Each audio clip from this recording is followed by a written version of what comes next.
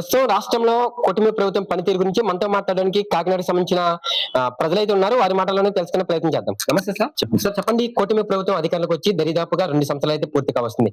Super 6 హామీలు, ఎన్నికల ముందు హామీలు ఇచ్చి ఈరోజు అధికారంలోకి వచ్చిన కూటమి ప్రభుత్వం ముందుకు ఏ విధంగా వెళ్తుంది? సూపర్ 6 హామీలు అమలు చేశారని భావిస్తున్నారా? మీ యొక్క ఒపీనియన్ గురించి మీరేమంటారు? సూపర్ 6 అమలు చేశారు సార్.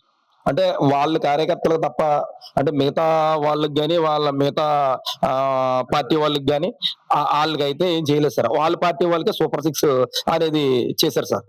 అంతేగాని వ్యత్యాసం చూపిస్తున్నారు సార్. ఇప్పుడు వైఎస్ జగన్మోహన్ రెడ్డి ఉన్న టైంలోని కులం లేదు, మతం లేదు, ప్రాంతం లేదు, పార్టీలు అనే వేరే పార్టీలు చూడడం, మతాలు చూడడం అనుకుంటూ జగన్మోహన్ రెడ్డి అందరూ కట్ట చేయరు సార్.